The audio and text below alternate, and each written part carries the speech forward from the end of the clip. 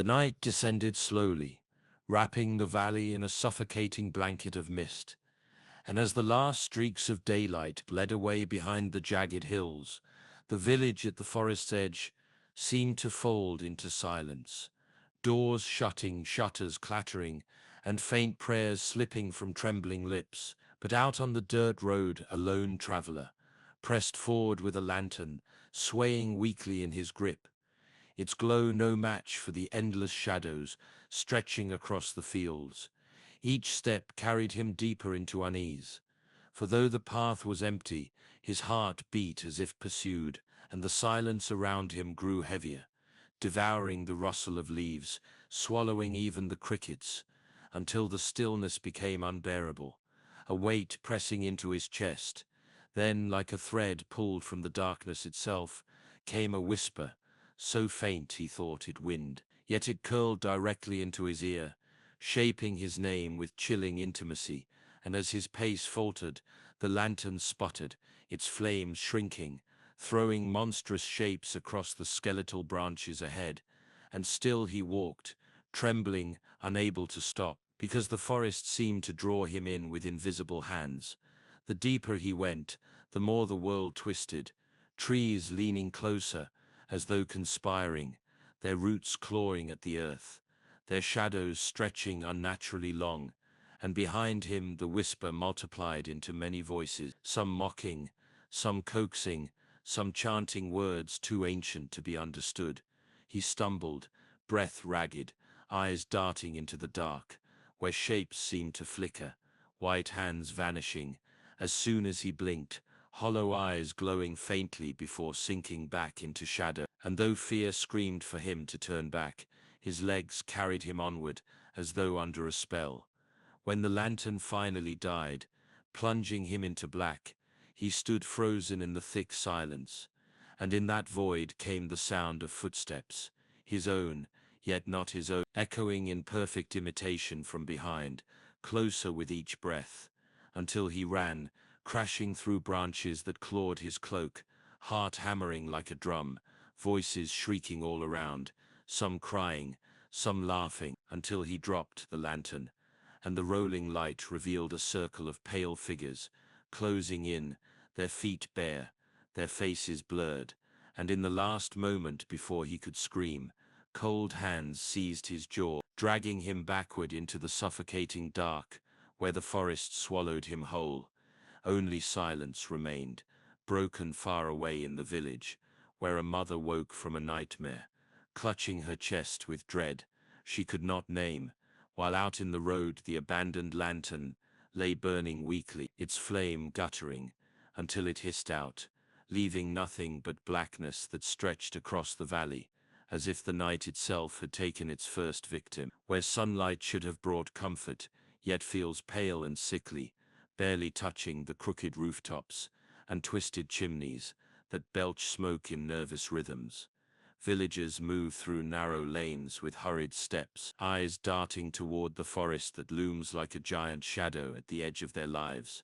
And though no one speaks of the traveler who vanished in the night, everyone feels it, the absence heavy in the air like a secret no one dares name, for they have all lived under the same dread for generations, bound by rules spoken in hushed tones. Never linger outside after sundown, never answer when the forest calls your name, and above all, never light a flame in the trees once the mist thickens. Into this suffocating routine, we meet the key figures of the tale: a weary priest whose faith flickers weaker than his candle, a widowed innkeeper who guards an old chest she never opened, and a group of restless young villagers, led by a headstrong boy named Arik, who refuses to believe in old tales, mocking the elders as cowards while his eyes burn with curiosity whenever the forest is mentioned. And it is through his defiance that the village's fragile balance begins to tilt, for as livestock vanish and strange symbols are carved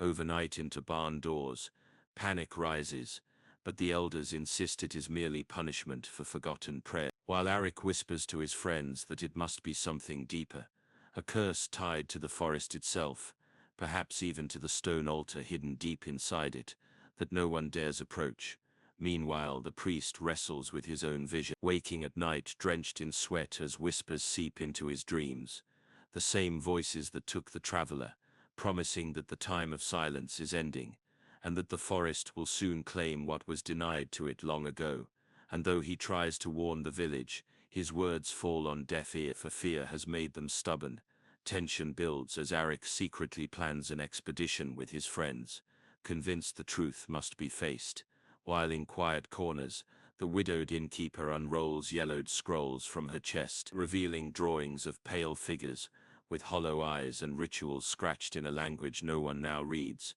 And as the night of the full moon approaches, the village is split between those who want to flee, those who cling to prayer, and those like Arik, who feel destiny pulling them toward the darkness. The part ends with Arik and his companions standing at the edge of the forest at dusk, lanterns in hand, despite every warning, their faces half lit and half swallowed by shadow, the village behind them holding its breath, while deep in the trees a pair of glowing eyes blink open, watching, waiting, as if the forest itself has been expecting them, as if the very air resisted their presence. And as they stepped beneath the arching boughs, their lanterns painted trembling pools of light that barely pierced the black.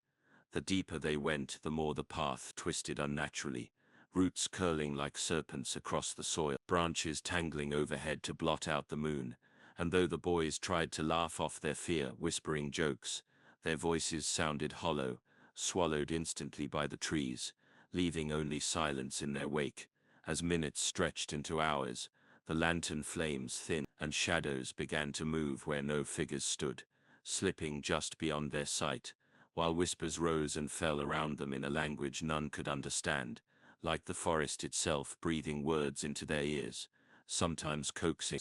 sometimes mocking. Then came the first sign of horror: strange carvings cut into the bark of trees, deep gashes forming spirals that oozed sap like bleeding wounds, and at their base lay small bundles of bones tied with strips of cloth, some charred black as though burned in ritual fire, others arranged carefully as though offerings. Panic fluttered in the youngest boy's eyes, but Arik pressed forward, driven by defiance and curiosity that burned hotter than fear, until they stumbled into a clearing where the air was colder, the grass dead, and in the center stood an ancient stone altar cracked with age, its surface slick with dark stains that no rain could have washed away, stains that shimmered faintly under the lantern's glow like fresh blood. Their breaths quickened, but before they could turn back, the air vibrated with a low hum, like 1,000 distant voices chanting in unison, and from the surrounding shadows, pale shapes began to emerge, figures tall and thin, their limbs too long, faces blurred as though wrapped in mist, eyes hollow yet burning with faint light, watching without blinking. The boys froze, their lanterns trembling in their grip, and though the figures did not move closer, the whispering chorus pressed into their skulls, filling their heads with visions, images of villagers centuries ago, kneeling at the altar, offering sacrifice, blood spilling into carved grooves that carried it deep into the earth, feeding something vast that stirred beneath the roots of the forest. One boy screamed, clutching his head, and bolted into the trees, his lantern bouncing until it shattered, plunging him into darkness, where his cries were cut short by a sudden silence. And though the others wanted to flee, Arik's stubborn pride held them there, trembling but rooted, until the chanting ceased abruptly, leaving a silence heavier than sound, and the pale figures dissolved back into mist. Shaken, the survivors staggered back toward the village, but the forest was no longer the same. The path twisted into shapes they did not recognize, branches shifting, leading them in circles until exhaustion crushed them. When dawn finally broke, they emerged from the trees battered, bleeding from scratches they could not remember receiving, and with one of their number missing forever. The villagers gasped at their return, but horror replaced relief when they saw the mark carved into Arik's chest, a spiraled symbol that glowed faintly even under sunlight, the same design that had been carved into the trees, proof that the forest had claimed him as its own. And as the priest stepped forward, trembling, whispering prayers that failed to still the symbol's glow, the villagers realized that the old curse was no longer content with silence. It had awakened, and it had chosen its vessel. The village bells tolled that morning, not in celebration or warning, but in confusion. As villagers crowded the square to glimpse Arik, who stood pale and trembling, the spiral mark on his chest glowing faintly beneath his torn shirt, pulsing like a second heartbeat, whispers spread like wildfire. Some called him chosen, others cursed, while the elders demanded he be cast out before the forest claimed them all. Yet the priest, despite his fear, insisted he must be protected, for the mark was not a punishment, but a binding, a chain tethering him to forces older than the village itself, forces that could either destroy or save them. As days passed, strange events multiplied: cattle found drained of blood, wells filling overnight with black water, children waking with scratches across their skin, though their doors had remained locked, and each time, Arik would collapse in fits, visions tearing through his mind, showing glimpses of the altar, of firelit sacrifices, of hooded figures chanting as the earth itself groaned. His friends, shaken by the disappearance of the boy lost in the forest, began to distance themselves, but Arik grew more determined, convinced that the only way to end the horror was to return to the source, to confront what lay beneath the forest, while the innkeeper, unable to bear the silence of guilt, revealed to the priest her hidden scrolls, explaining that centuries ago, the village had been built on sacred ground, and that every generation had once offered blood to the altar to keep the sleeper beneath the roots from awakening, until her husband and a few others, disgusted by the ritual, broke the cycle, sealing the chest, and vowing never to speak of it. Now she feared. The forest demanded payment with interest, and Arik was its unwilling messenger. Torn between fear and loyalty, Arik's younger sister began following him at night, witnessing how he wandered in his sleep toward the trees, whispering words in the same unknown tongue as the misty figure, his eyes glowing faintly as if someone else looked out through them. And though she tried to wake him, each time he returned, unaware of what he had done, his body scratched with patterns of branches that seemed etched from inside the forest itself. Panic gripped the village when the missing boy's lantern was found hanging from the church door, its glass smeared with something red that was not quite blood. And that night, the forest mist crept into the village itself, curling through streets, pressing against windows, carrying with it the faint silhouettes of tall, pale figures, who stood watching from the fog, never crossing the threshold yet never retreating either. And as dawn broke, the ground beneath the altar split, releasing a low rumble felt across the fields, shaking homes, toppling the priest's candles, and leaving the mark on Arik's chest burning so brightly he screamed, until his voice broke. The priest, realizing their prayers no longer held power, declared that the forest was calling its debt in full, and that unless the village faced what it had buried, all would be consumed. The part closes with Arik, trembling yet resolute, standing once more at the edge of the forest, as the villagers gather in terror, his sister clutching his hand, the mark glowing brighter with every step he takes, and in the distance the altar's chant begins again, louder than before, promising that the forest has awakened, and this time it will not be silent. The forest did not wait for Arik. It seemed to breathe him in the moment he crossed its threshold again, swallowing his footsteps as the villagers, torches in hand, followed at a cautious distance, their fear tangled with desperation, because though they despised the mark carved into his skin, they knew it was also the only lantern left in the encroaching night. The deeper they went, the mist thickened, curling around their ankles like living chains, and shapes flickered in the periphery, pale figures gliding between trees, their long fingers trailing along bark as though herding the villagers toward some unseen destination. The chanting that had haunted Arik's dreams now swelled in the air, no longer whispers, but a chorus rising and falling like waves, each note vibrating in his bones until his legs faltered. Yet the mark on his chest burned hotter, pulling him forward as if guided by a hand beneath his skin. The group stumbled into a vast glade they had never seen before, the ground broken by jagged stones and roots that twisted like skeletal arms, and at its center, half buried in soil, loomed the remains of a temple, its pillars cracked, its walls etched with the same spirals, its altar larger, darker, glistening as though freshly fed. Here the torches sputtered, their flames shrinking as a cold wind coiled through the ruins, and the priest fell to his knee, recognizing the sight from forbidden scriptures, whispering that this was the cradle of the sleeper, the place where blood first soaked the earth to keep the hunger below at bay. As he spoke, the ground shuddered, and from beneath the altar rose a sound like a heartbeat, slow, heavy, shaking dust from the stones, each thud matched by the pulse of Eric's glowing mark, until the villagers realized the boy was no longer entirely himself. His eyes glimmered with faint light, his voice breaking into the same guttural tongue that had spilled from the pale figure, his body trembling yet driven,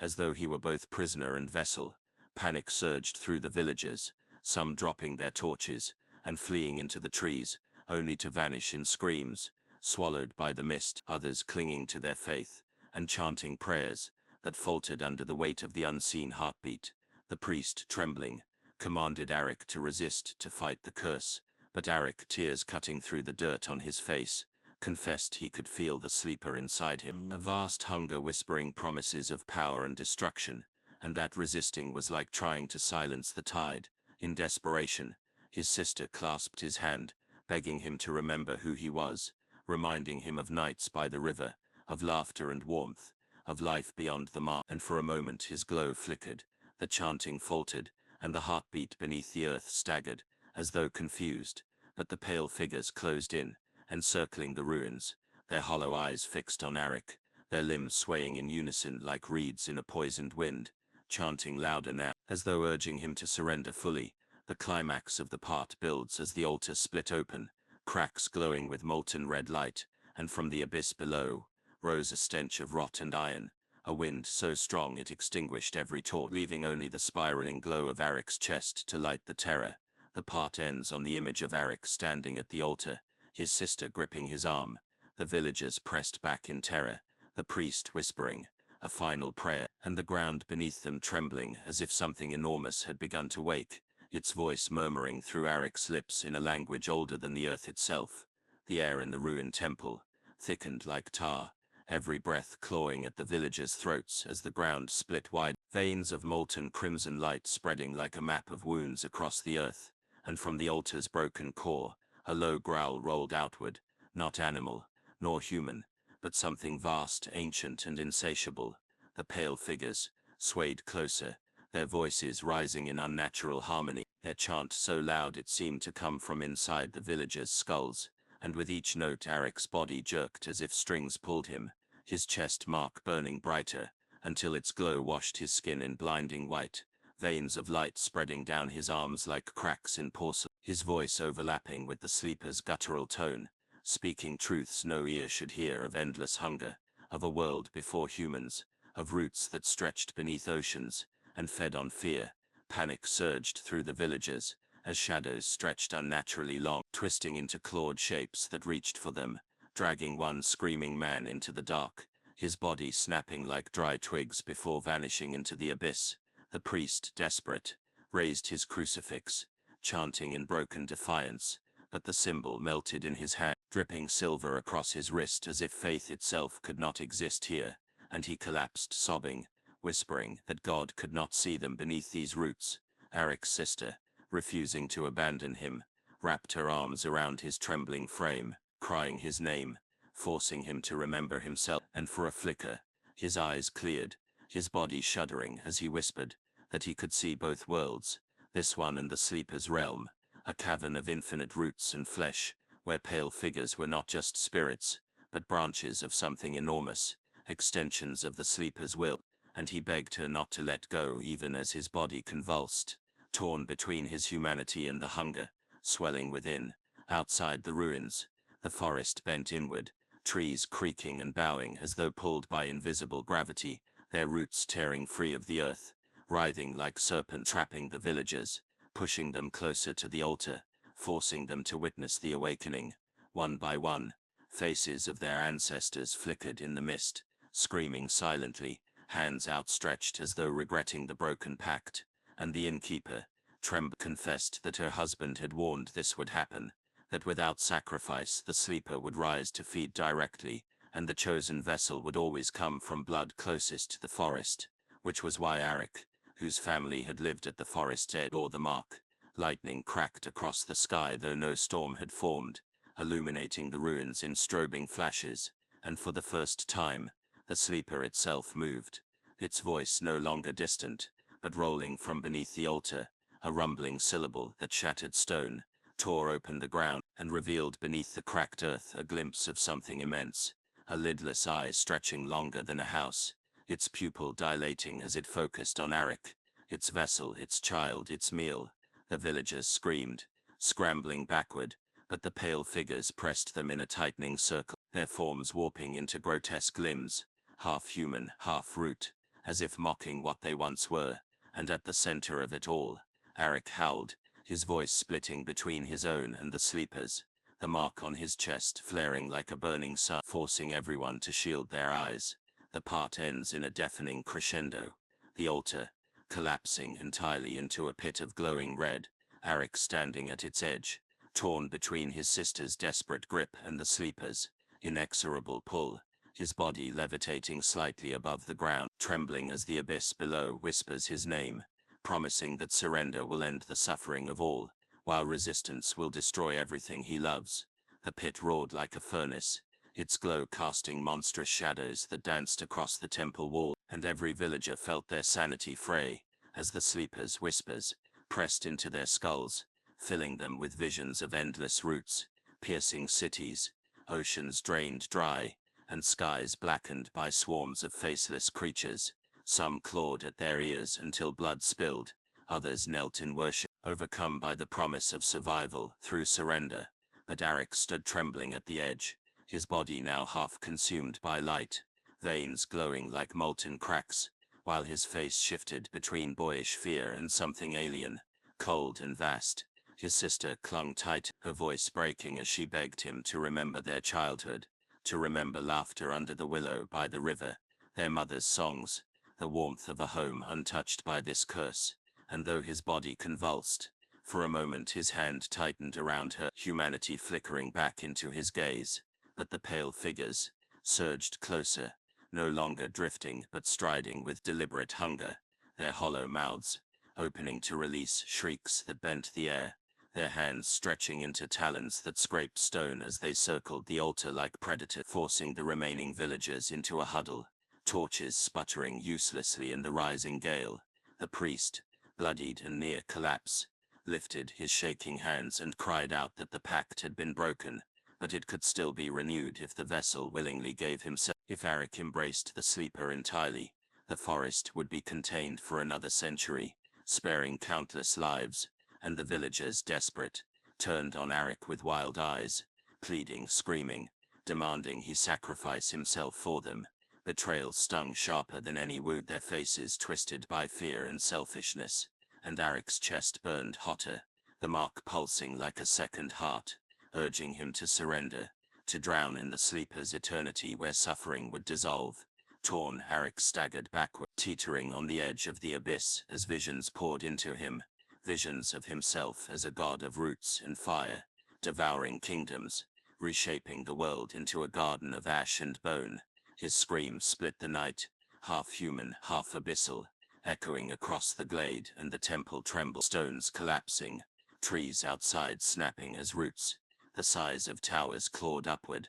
wrapping around the ruins, like a cage, sealing them all in. One villager leapt forward, shoving Arik toward the pit, but the sister intercepted, throwing herself in front of her brother, crying that he was not a weapon, not a curse, but her family. And as her words struck, Arik's glow faltered, a shudder of defiance surging through him, the sleeper's eye narrowing in rage beneath the earth. Thunder split the sky, though no storm had fallen, rain of ash and embers falling from nowhere, coating the villagers in burning dust as the chanting of the pale figures rose to a deafening crescendo, their bodies warping into monstrous hybrids of root and bone, towering above the humans now, and with a single unified cry they reached for, dragging at his limbs, pulling him toward the pit, toward his fate. The sequence builds into a terrifying crescendo, the sister screaming his name, villagers torn between pushing him in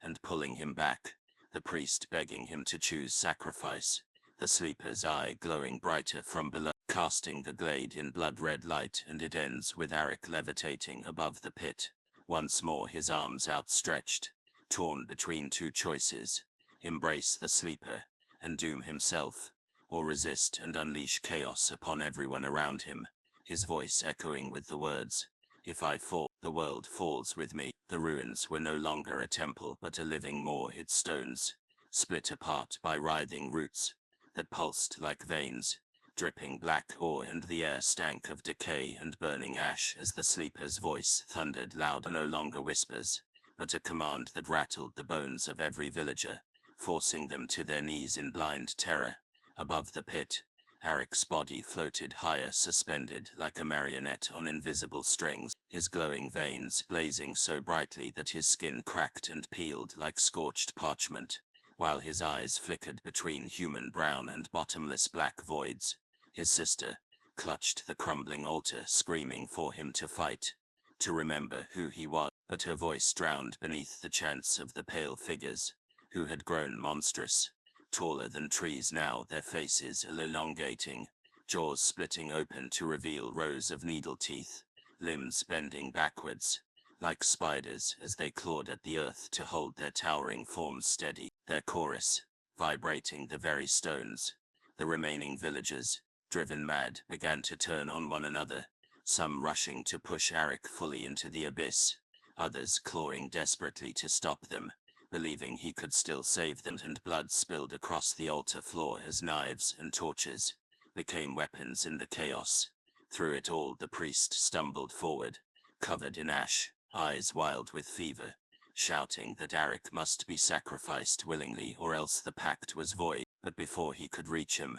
a massive root lashed upward, spearing the old man through the chest, lifting him screaming into the air, before tearing him apart in a spray of blood that rained across the crowd, silencing them with horror. The sleeper's colossal eye opened wider, beneath the abyss, its vertical pupil dilating until it swallowed all light, staring only at Eric, its vessel, its voice, now inside his head, promising him freedom from pain, power beyond gods, and a chance to reshape the world into something stronger than the fragile, fearful thing it had become. Eric screamed, his body jerking violently, torn between his sister's desperate pleas and the irresistible pull of the abyss, visions ripping through him, himself as a king of roots, cities bowing, oceans boiling, forests reclaiming steel, his sister safe but chained, a hollow queen beside him, and he almost gave in, his body leaning forward, when her voice, broken but steady, cut through. She told him she would rather die beside the brother she loved than live in a world ruled by a monster in his skin for a flicker. The glow dimmed, humanity surged, and Eric fought back, veins cracking with fire as he wrenched against the invisible pull, screaming in agony, his body tearing itself apart as sparks of light sprayed from his chest, enraged. The pale giants struck their talons, swiping, grabbing at him, pulling him downward with inhuman force, while villagers shrieked, some throwing themselves into the pit willingly, others clawing at roots that dragged them in. The temple shuddered, ceiling collapsing in thunderous crashes. The night sky revealed above as stars blinked out one by one, smothered by black clouds forming into a spiral above the ruins. A storm that seemed to bleed downward into the pit as time stretched unbearably. Eric hovered on the edge of fate, his body torn, his humanity fraying, his choice looming like an executioner's blade. And the part ends with the final horror, the sleeper itself beginning to rise, its titanic form pushing against the earth, roots splitting wider, as an enormous limb, pale and veined like bone, claws out of the abyss, slamming into the ruined floor, announcing that the god beneath was no longer content with whispers, and its awakening was inevitable. The temple floor cracked open like the shell of an egg as the sleeper's colossal body forced its way upward, an ocean of roots and bones surging into the night, its form so vast that the ruins seemed no larger than an anthill in its shadow. Its eye, now the size of the sky itself, burned red against the storm clouds, casting every survivor in a hellish glow, as their screams were swallowed by the thunderous heartbeat that pulsed from below, shaking the land as though the world itself were alive. Eric floated at the center of it all, suspended like a beacon, his veins burning with white fire, his body splitting open, as the sleeper tried to claim him entirely. his limbs twitching, his mouth spilling both human cries and inhuman chants at once, his sister clutching him desperately, though the roots tore at her, slicing her skin, trying to rip her away, but she would not let go, whispering his name again and again, anchoring him to the last shred of humanity within. Around them, the villagers descended into madness, some bowing to the god, faces split with bloody smiles, as they begged to be taken, others fleeing into the forest, only to be caught by rising roots that speared through their bodies and dragged them screaming back toward the pit. The pale giants, now monstrous beyond description, merged with the sleeper's body, their flesh splitting open to reveal ribcage-like roots, their hollow faces stretching into vast masks of bone, as they moved like extensions of the god, their talons carving the earth. As they reached for Arik, lightning tore across the sky, illuminating the horror of the sleeper's full awakening, its jawless maw stretching open in silence, its breath, a gale of rot that withered trees in seconds, its massive arms clawing upward to drag itself free of the abyss. Arik's body blazed brighter, splitting at the seams as the sleeper funneled more of its essence into him, trying to complete the vessel. But his sister's cries broke through the storm of voices, reminding him of their mother's lullabies, the way the willow tree bent in the summer breeze, the fireflies that danced above the river on nights they thought were endless. For a heartbeat, Arik saw himself not as a god, not as a monster, but as the boy who once held his sister's hand and promised he would always protect her,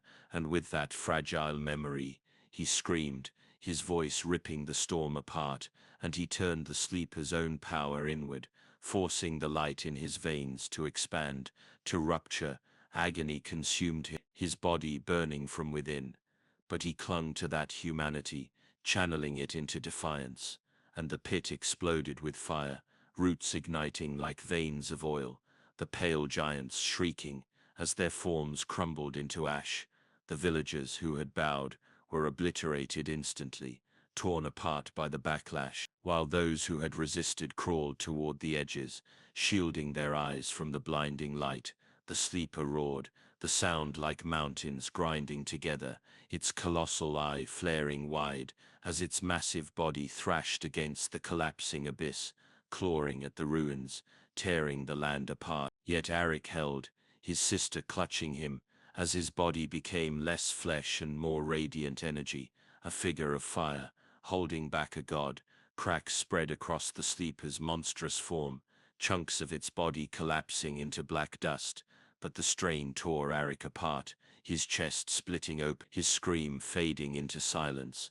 as his human body dissolved in the light, leaving behind only the glow, a living flame that consumed the sleeper piece by piece, until with one final thunderous collapse, the abyss sealed itself. The ruins imploded, and the night fell silent. In the aftermath, the sister staggered alone through the smoking crater, calling his name, finding nothing but ash, and the faint warmth of light in the air, a warmth she cradled to her chest, as tears fell, knowing he was gone, but had saved them all, while far beneath the earth, deeper than the eye could ever see, the last fragment of the sleeper's voice whispered faintly, "A god never dies, it only waits." When the thunder of collapsing stone finally faded, silence spread over the valley, a silence so deep it seemed unnatural, broken only by the hiss of steam rising from the crater where the temple had once stood, and through the haze stumbled the survivors, bloodied, hollow-eyed, staggering like phantoms, who had lost all sense of time. Some clung to one another in disbelief, others wandered aimlessly, muttering prayers to gods who had never answered, their faith shattered by what they had seen. The sister, her face pale and streaked with ash and tears, stood at the rim of the crater, clutching the faint warmth of the air, as if her brother's spirit still lingered there. And though the others called her to leave, to return to the village, she remained unmoving, her gaze locked on the abyss, as if waiting for him to climb back out. The villagers who had once worshipped the sleeper in secret were either dead or broken, their bodies strewn like discarded puppets, their chants silenced forever. yet their children sobbed in the ruins, innocent and confused, unaware of the depth of betrayal that had been passed to them. As the days turned to weeks, the land itself bore the scars of the awakening. The river turned black with ash, fish floated lifeless on its surface, crops withered in the soil, as if some poison lingered beneath the ground, and at night, the people swore they still felt tremors, like a heartbeat beneath the earth. Faint, but undeniable, whispers began to spread among the survivors, stories twisting into legends that the boy Arik had not died, but ascended, that he had become a star burning above them, watching, protecting, while others feared he had become the very thing he fought, trapped beneath the soil, waiting for the moment when grief or rage might call him back. The sister carried his memory as a burden and a beacon, leading the survivors to rebuild among the ruins, carving homes from the shattered stone, planting seeds in poisoned earth, and teaching the children to sing lullabies that spoke not of gods, but of fireflies, rivers, and ordinary joys, as though clinging to the fragile threads of humanity could keep the darkness at bay. Yet every night when the wind swept through the valley, she felt the air grow colder, her dreams filled with visions of her brother's face, torn between light and shadow, whispering warnings she could never quite hear. And far beneath, deeper than even the sleeper had once risen, roots still pulsed, faintly glowing, carrying with them fragments of memory, fragments of hunger, waiting for centuries to pass, until human fear, human grief or human folly gave them strength again. So the story closed, not with triumph, but with uneasy survival, the people scarred but alive, the sister carrying her brother's light within her heart, and the shadow of a god sleeping restlessly in the earth, reminding the world that some victories are not ends, but fragile pauses before the darkness stirs again. Years passed, and the valley that had once been the site of terror slowly began to change. Where the crater smoked with ash, now stood fields of pale grass that shimmered like silver beneath the moon, and where ruins had collapsed, children now played, their laughter echoing against stones that had once been soaked in blood. The survivors had rebuilt their homes, but their songs and stories had changed forever, for though they tilled the land and lived their lives, their evenings were filled with tales of the boy who became like the sister who held the world together, and the god that nearly rose from beneath them. Arik's name became a prayer of its own, whispered by mothers to calm frightened children at night, carved into stones, placed at the edge of the crater, like a shrine not to a god, but to a memory of sacrifice. And yet within the whispers of the older generation, unease still stirred, for when storms rolled across the valley, they swore they heard a heartbeat beneath the ground, and when the river froze each winter, faint, red veins glowed through the ice, as if something beneath still breathed. The sister grew older, her hair streaked with gray, her hands worn from work, but she carried the light of her brother within her still. Sometimes when she sat by the river at dusk, she saw flickers of flame in the water, tiny sparks that reminded her of fireflies from their childhood, and she would smile even as tears streaked her cheeks, knowing he had not left her entirely. But as the decades stretched on, a new generation, unscarred by the sleeper's wrath, began to grow curious about the stories, treating them less as warnings and more as myths, and some foolish, hungry for power, whispered that if a god had once stirred here, perhaps it could be stirred again. Secret gatherings began in the forests, torches carried into the night, chants resurrected in broken voices, and though the sister, now frail but fierce, warned them that such things should never be remembered, her words were met with silence, for human hearts are drawn to shadows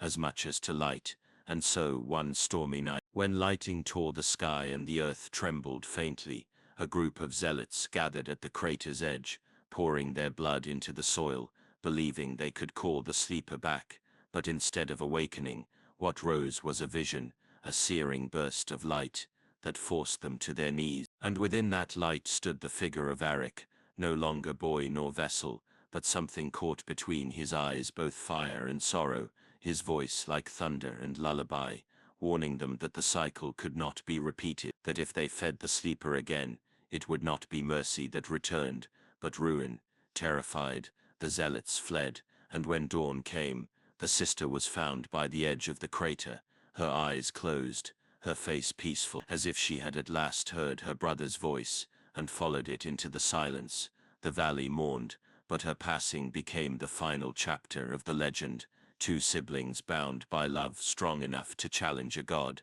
their memory etched into the earth itself, and yet as the seasons turned, travelers spoke of strange things, fields of pale grass that seemed to whisper at night, rivers that sometimes ran red before dawn, and shadows that moved just out of sight. And so the story did not end in certainty but in warning, a fragile balance between light and shadow, sacrifice and hunger, humanity and the endless gods that sleep beneath the soil, waiting for the moment when fear or folly will once again call them to rise. Centuries rolled forward like waves, washing away the scars of the old valley, until only fragments remained, stones half buried in moss, carvings worn smooth by rain, and the faint outline of the great crater that had once been a wound in the earth. Kingdoms rose and fell around it, empires marked their borders across maps that no one living remembered, and still the valley endured, silent yet watchful, carrying beneath its soil a memory that could not die.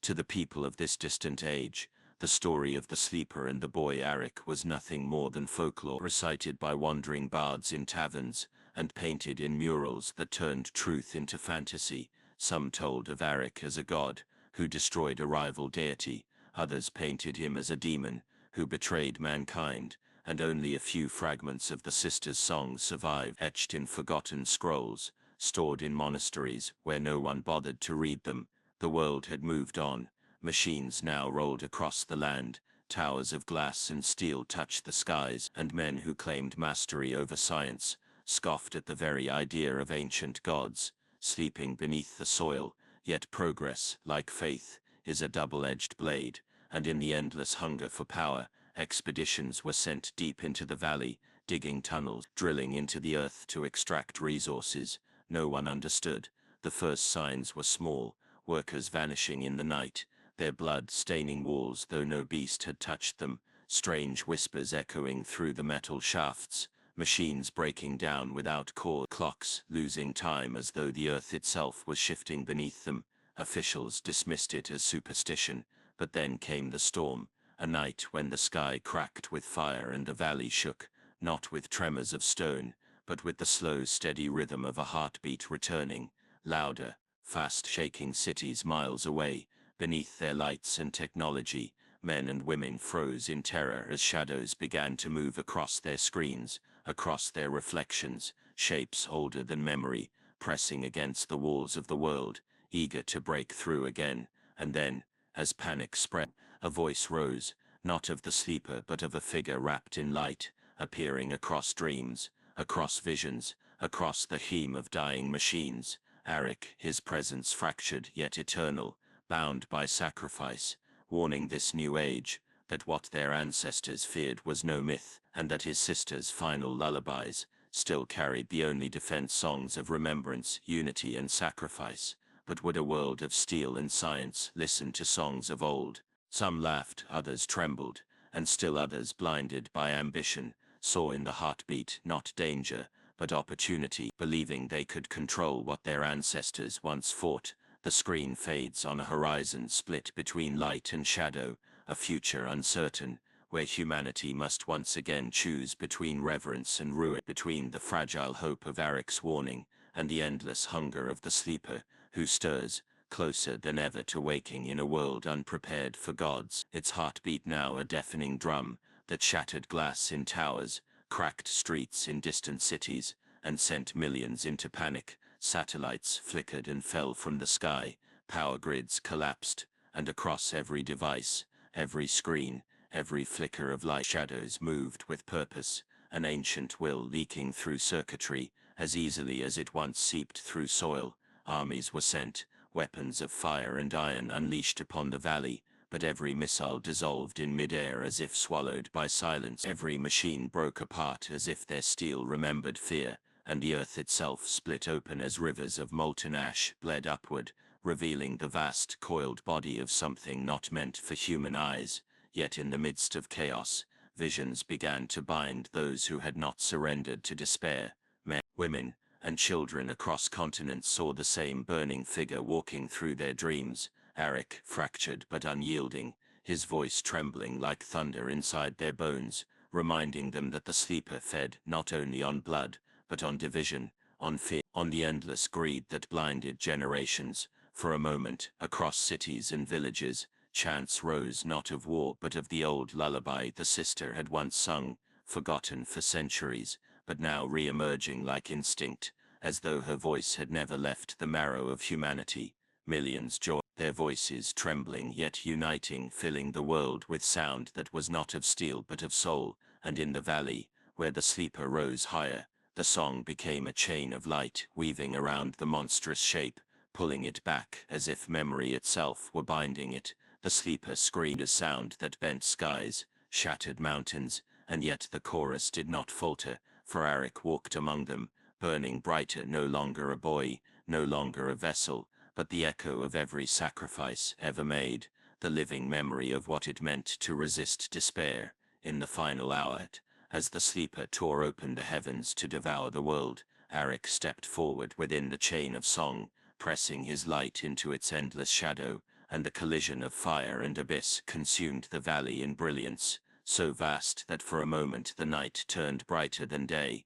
When silence fell, the crater was gone, replaced by a lake so still it reflected stars, even under stormy skies, and those who stood at its edge swore they heard not a heartbeat but a lullaby, soft, endless, woven into the world itself. The sleeper had not been destroyed, for such things cannot die, but it had been bound deeper than before, chained not by blood or steel, but by remembrance, by unity, by the legacy of two siblings, whose love had spanned centuries. And as the world rebuilt once more, a truth settled like ash. Gods may sleep, shadows may stir, but as long as humanity remembers to sing against the dark, light will rise again. And the memory of that night when the world almost broke became both history and prophecy, etched into books, whispered in classrooms, sung in ceremonies where nations gathered not to boast of power, but to remember fragility. In cities reborn monuments of glass bore the carving of a single phrase, "Sing against the dark," a reminder that survival had not come from machines or armies, but from unity and song. Generations who had never seen Arik or his sister still felt their presence in dreams, where the echo of a boy with fire in his chest and a girl with lullabies on her lips appeared, not as rulers, but as guardians of memory, urging children never to forget. Yet peace, like light, is fragile. Ambition stirred again in hidden chambers, secret councils of leaders who wondered whether the sleeper's power could be harnessed rather than feared, who dreamed not of unity but of dominion. Strange experiments began in the shadows, instruments designed to echo the sleeper's pulse, machines humming with rhythms that did not belong to man. And once more the earth trembled in warning, but this time, unlike before, there was no Arik to rise alone. There was an entire generation who had grown with his story in their blood, who had seen their parents and grandparents sing the old lullaby. And when the first cracks appeared across the lake's mirror surface, thousands gathered on its shore, torches in hand, voices raised not in fear but in defiance, their chants forming a wall of resonance before the darkness could break through. And somewhere within the chorus presence stirred, not fully flesh, not bound by time, but an ember of Arik's light rekindled, smiling, no longer burdened by loneliness, but surrounded by millions who carried his fire as their own. The sleeper's shadow pressed again, but the difference was clear. This was no longer a battle of gods against men, but a covenant where memory itself had become a weapon, where every song, every story, every whispered name was a chain stronger than steel. As the final act of this new age unfolded, the camera pulled high above the earth, showing a world scarred yet alive, lit by voices instead of fire.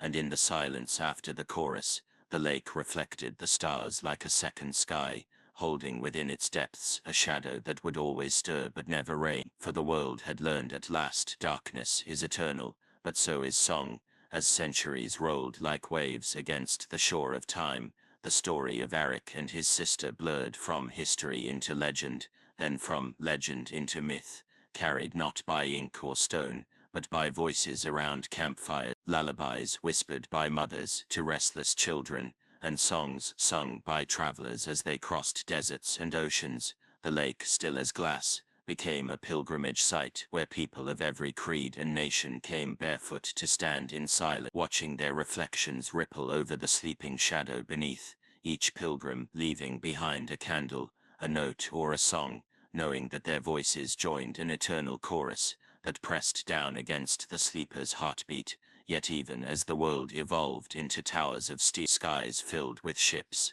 and cities spread like constellations on the earth, one truth remained: progress without memory was fragile. And so every 100 years, when the stars aligned in a pattern said to mirror the night of the Great Sealing, communities across continents gathered to sing together, not in fear but in celebration, a reminder that the strength of mankind was not in weapons or rulers, but in unity against despair. Children grew with Eric's fire in their bedtime stories, not as a warrior but as a boy who chose light over shadow, and with the sisters' lullaby stitched into their language, they believed themselves guardians of something greater than any empire. But deep beneath the lake, the sleeper's shadow stirred endlessly, for darkness does not end. It waited, patient, eternal. Sometimes the water trembled, sometimes a distant quake rolled beneath the earth, and each time the people did not panic, for they had learned to meet fear, not with silence but with song.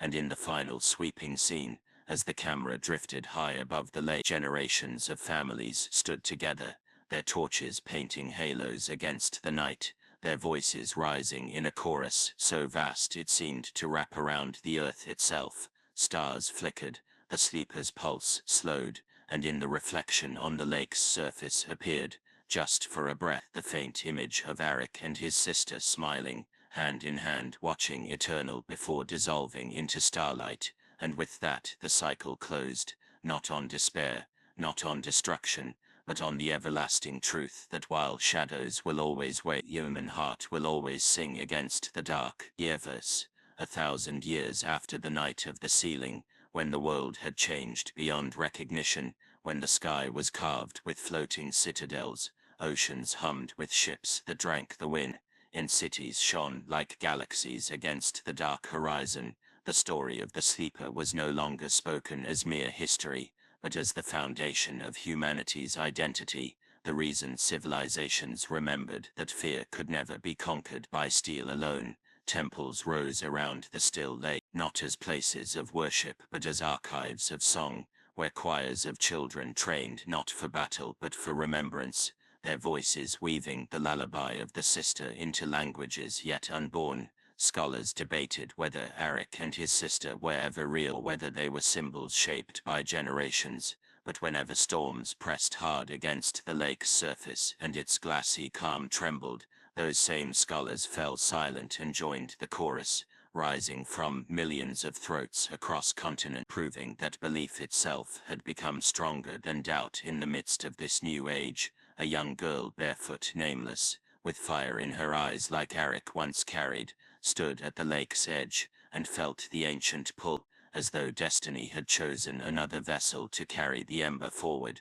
Her song was not the same lullaby, for centuries had shaped new harmonies, but when she sang, the water rippled with light, not shadow, and those who witnessed it whispered that perhaps the cycle was not only of darkness returning, but of guardians reborn, reshaped in every era to meet the shadow once more. The world leaned into this possibility, and for the first time, humanity did not wait for fear to awaken. They trained not soldiers but singers, poets, storytellers, children, who understood that memory itself was the strongest wall against despair. And in the final sweeping sequence, the camera drifted from the nameless girl's face to the horizon, where thousands of lanterns floated upon the lake, each one a soul's offering, each one glowing as though the stars themselves had descended to rest upon the water. And when the sleeper's heartbeat throbbed faintly beneath, the lanterns pulsed in unison, their light bending the darkness back into silence, proving beyond question that Eric's fire had never died. It had only passed again and again into new hearts, new songs, new guardians. For as long as humanity chose to remember, the dark would never stand alone. As millennia slipped away and the earth itself aged into a wiser, quieter sphere, mankind reached far beyond its cradle. Colonies bloomed on distant planets, starships cut across the darkness between suns, and yet wherever humanity went, they carried a single story with them, the tale of a boy who chose light over despair, and a sister whose song still lived in their blood. On planets of red dust, children built small lakes in the image of the original, and by their shores they sang against the unknown shadows of alien night, proving that even among strange skies the memory of Arik and the lullaby endured. But with the expansion came new fears, silences in the void that felt too familiar, tremors in foreign soil that pulsed like the sleeper's ancient heartbeat, and scholars of this cosmic age realized a terrible truth. Perhaps the sleeper had never been bound only to the Earth's lake, but was an echo that slumbered in the very fabric of creation, a darkness seated in every world waiting for voices to falter, and yet instead of despair, humanity answered as one, for across thousands of planets, billions of souls sang in unison, their voices linked by technology, faith, and memory, weaving a harmony so vast that even the void trembled with light in one breathtaking moment. The camera would sweep from the glowing lakes of countless worlds to the great silence of space, where the chorus rose like a luminous net stretching from star to star, suffocating the sleeper's whispers in every corner of existence. Within that chorus, visions flickered, Arik walking hand in hand with his sister across starlight, smiling not as mortals, but as eternal guardians, watching over a humanity that had finally understood that memory was not bound to soil or stone, but was the true heartbeat of the universe. And in the final closing image, as galaxies wheeled slowly across the void,